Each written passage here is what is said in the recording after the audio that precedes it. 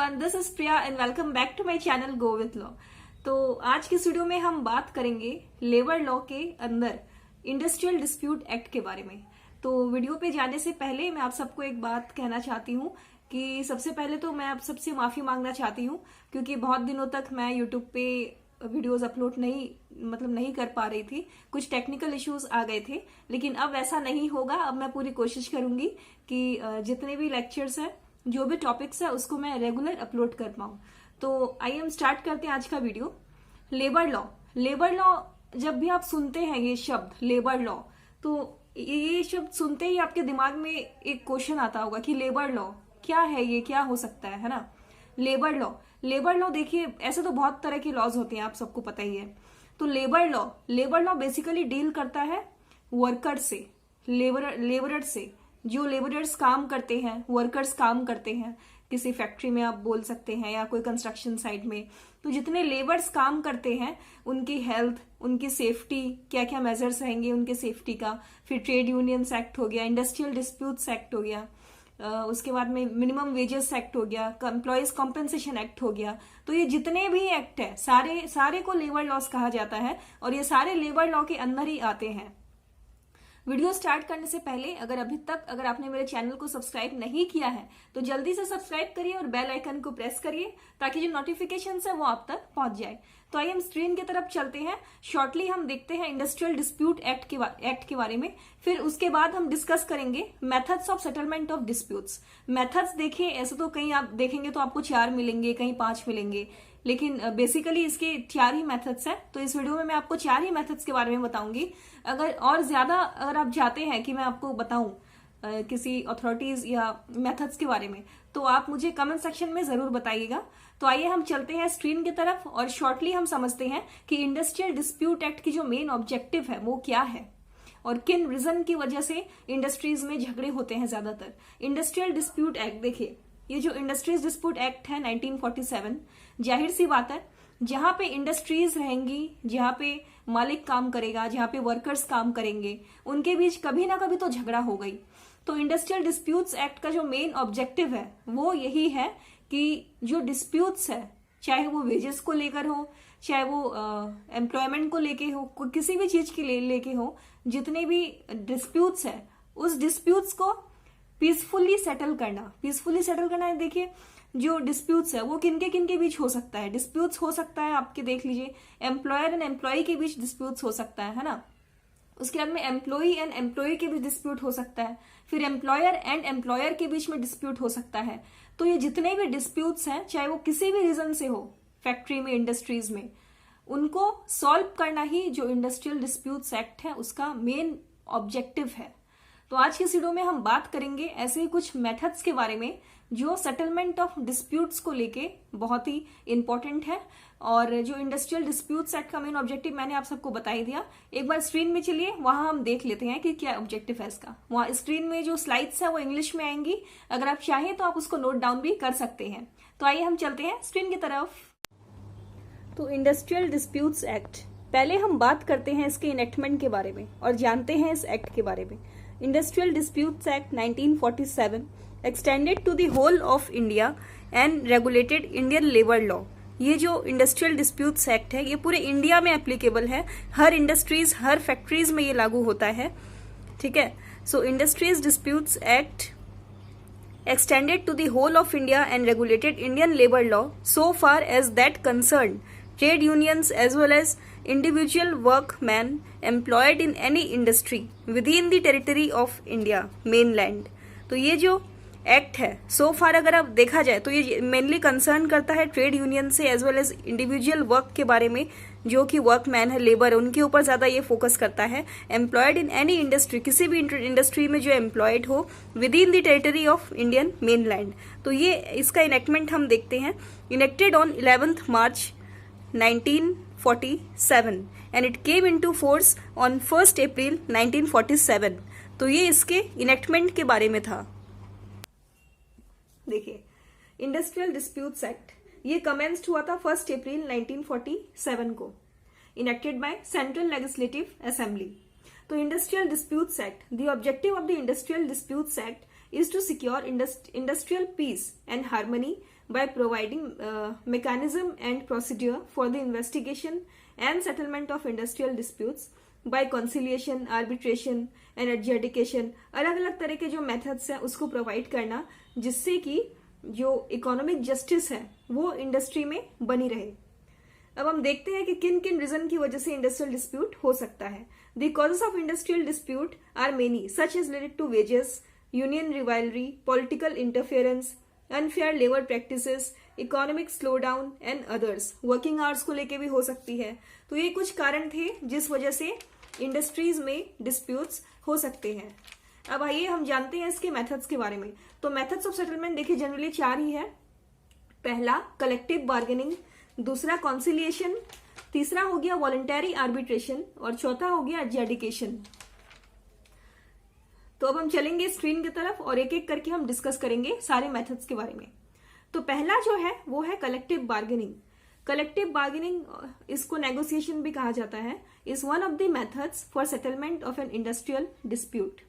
ये एक मेथड है जिसके थ्रू जो सेटलमेंट हो सकती है, डिस्प्यूट्स का जो सेटलमेंट है वो हो सकता है।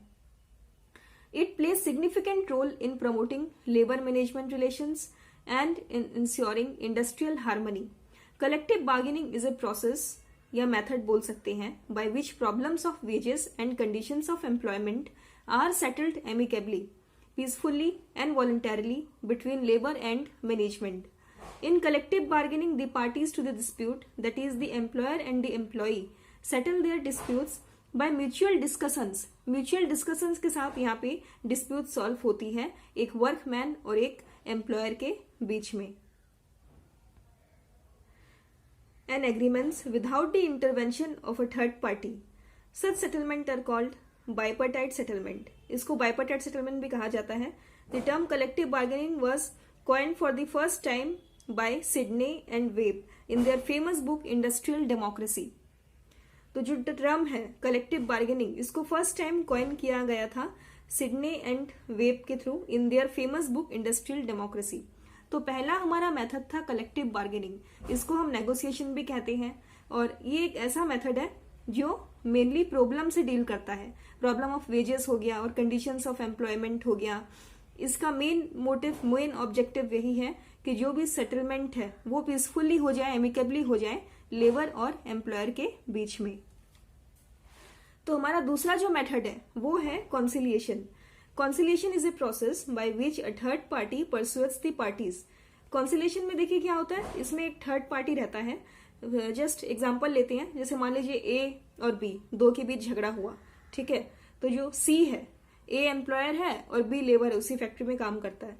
तो जो सी है वो थर्ड पार्टी हो गया।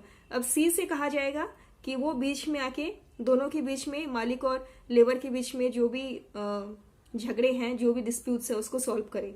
तो इसी मेथड को हम कहते हैं conciliation. Conciliation is a process by which third party persuades the parties to the industrial dispute to come an amicable settlement. Such third party is called conciliation officer. तो जो थर्ड पार्टी जो disputes को solve करेगा उसको हम conciliation officer भी कहते हैं।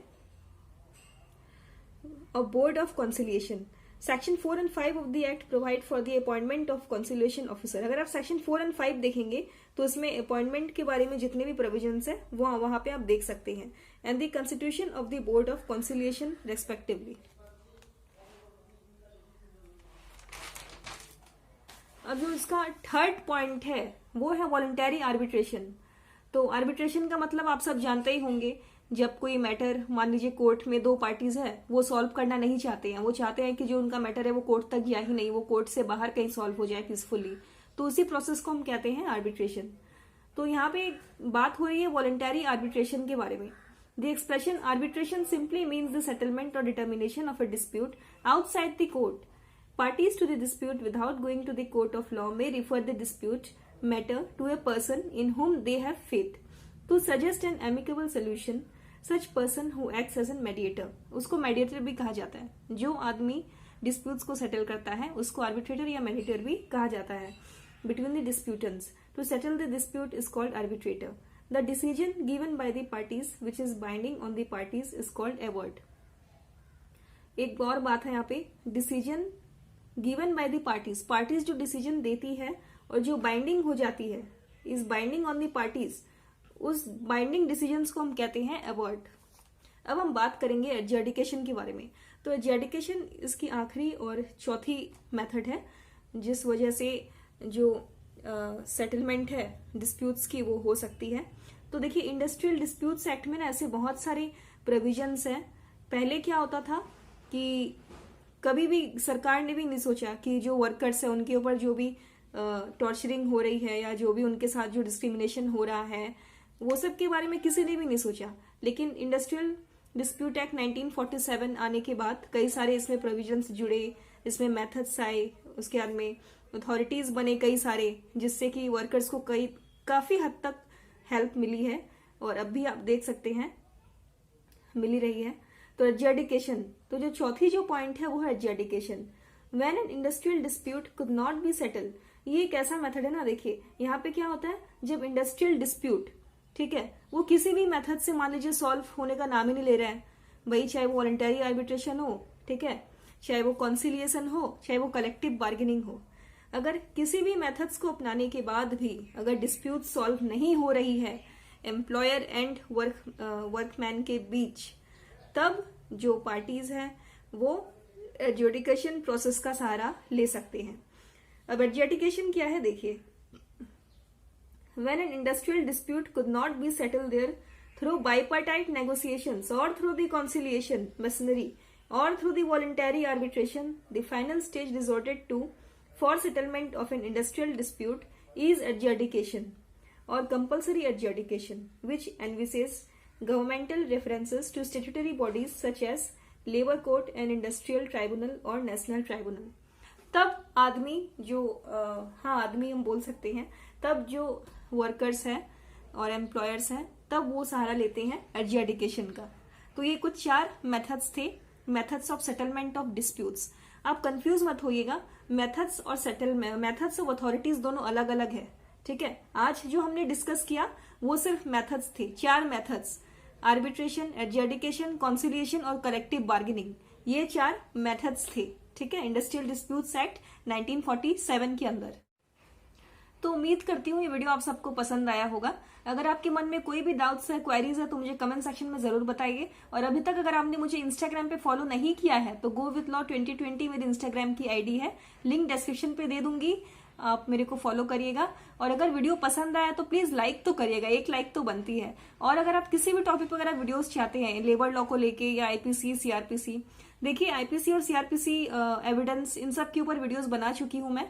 और अगर आप मेरे चैनल के लिंक पे जाएंगे ना तब आप देख सकते हैं वहां पे, या अगर आप डायरेक्ट गो विथ लॉ मारेंगे तब भी मेरा चैनल खुल के आ जाएगा। कई सारी वीडियोस मैं ऑलरेडी बना के रखी हूँ। अगर आपको और भी टॉपिक पे अगर आप वीडियोस चाहते हैं लॉ से जुड़े हुए तो प्लीज मुझे कमेंट में जरूर बताइएगा, चाहे वो आईपीसी हो, सीआरपीसी हो या एविडेंस हो। लेबर लॉ के ऊपर ये मेरा पहला वीडियो है, तो उम्मीद करती हूँ वीडियो आप सबको पसंद आया होगा। तो आज की इस वीडियो में हमने जाना कि क्या क्या मेथड्स है, methods of settlement of industrial dispute, methods of settlement, क्या डिस्प्यूट सेटलमेंट की आज हमने मेथड्स को जाना कि इंडस्ट्रियल डिस्प्यूट्स एक्ट में क्या क्या ऐसे मेथड्स है, क्या क्या ऐसे कुछ पॉइंट्स हैं जिस वजह से, जिसको फॉलो करके जो डिस्प्यूट्स हैं एक एम्प्लॉयर और एक वर्कमैन के बीच सेटल हो सकती है। तो हमारे आने वाली वीडियो में हम बात करेंगे अथॉरिटीज के बारे में। तो आज के वीडियो में हमने सिर्फ 4 मेथड्स को जाना है। तो please don't forget to like, share and subscribe, and also don't forget to hit the bell icon ताकि जो नोटिफिकेशन है वो आप तक पहुंच जाए। तो सब्सक्राइब करिएगा दोस्तों, ढेर सारा प्यार दीजिएगा। तो हम मिलते हैं नेक्स्ट वीडियो में। और एक बात, stay home, stay safe, okay, बाहर मत जाइए, सिचुएशन आप देख सकते हैं अच्छी नहीं है, बहुत ही वर्स्ट सिचुएशन है। घर पे रहिए, सुरक्षित रहिए। मिलते हैं नेक्स्ट वीडियो में। Bye bye, good night, take care.